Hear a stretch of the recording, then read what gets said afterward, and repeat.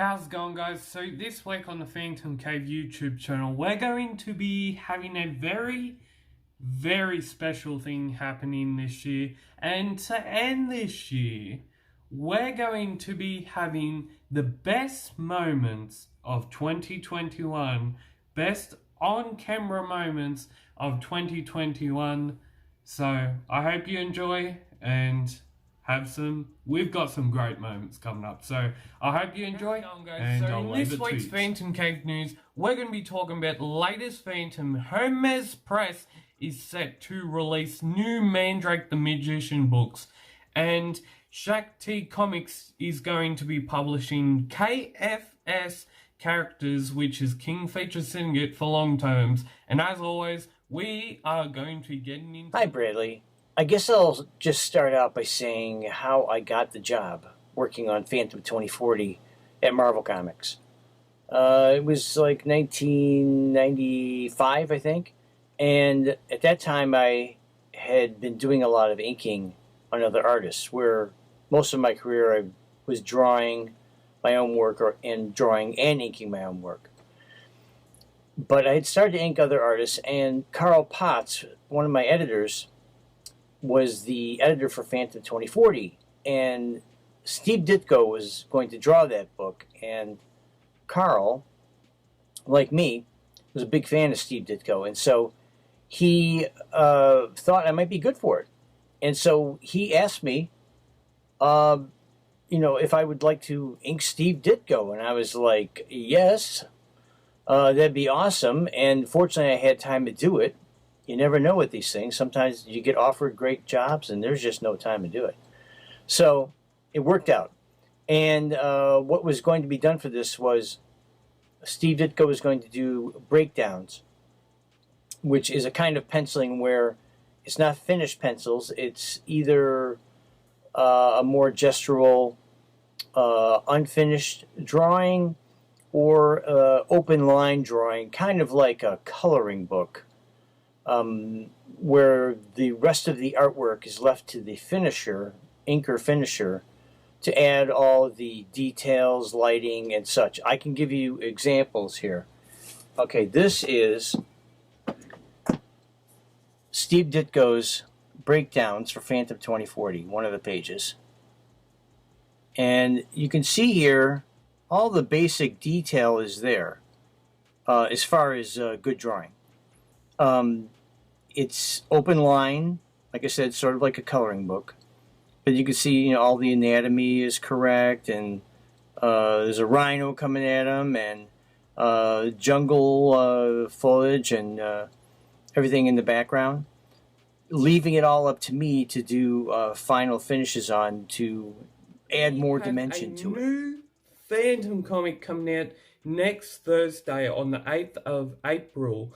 And what is so surprising of what's coming up so soon is that it's going to be Easter soon. So I've prepared something for this special Easter sort of video. And of course this video will be coming out on this Thursday. So on, I think, Friday or next week or something like that. It's supposed to be Easter. So I've prepared something for yous.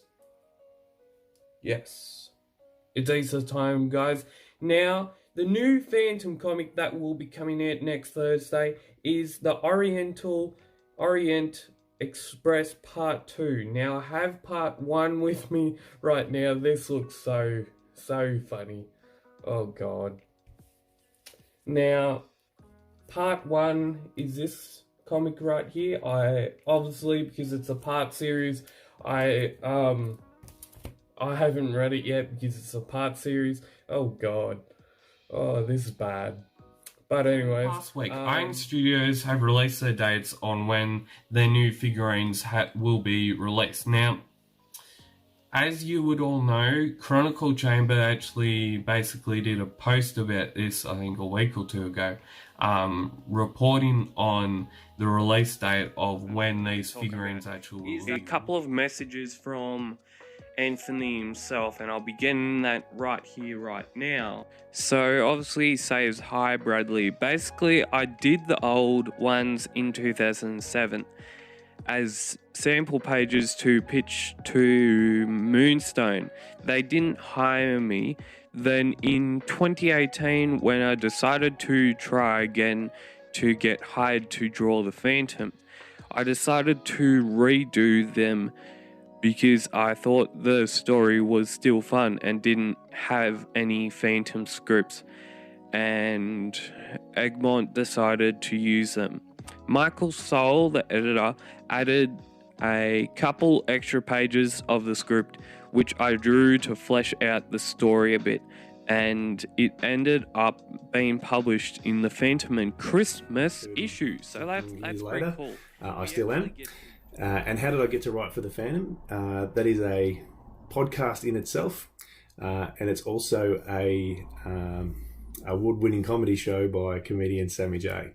But the quick story was that as a result of Sammy J, the Australian comedian, doing a show about his fascination with the Phantom and our friendship together, we met the publisher and editor from Fruit Publications and had a tour of the headquarters there in Sydney, and the owner. So we met Renee White, Dudley Hogarth and Glenn Ford, and Sammy mentioned that I had written some Phantom scripts, and Glenn and Dudley agreed to humour me and would read one if I submitted it to them.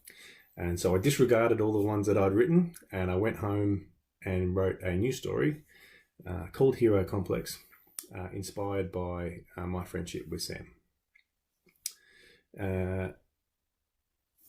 This is a good question too.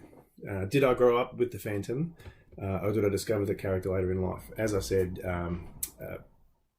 probably around the time I should have stopped reading comic books, I found this fascination with the Phantom that has not gone away. And what appealed to me about the character is his morality and his sense of good.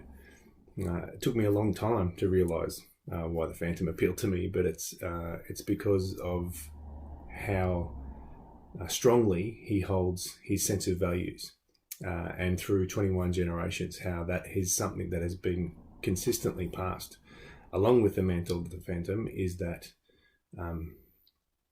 that quest for justice, and the sense of knowing what is the hard right over the easy wrong.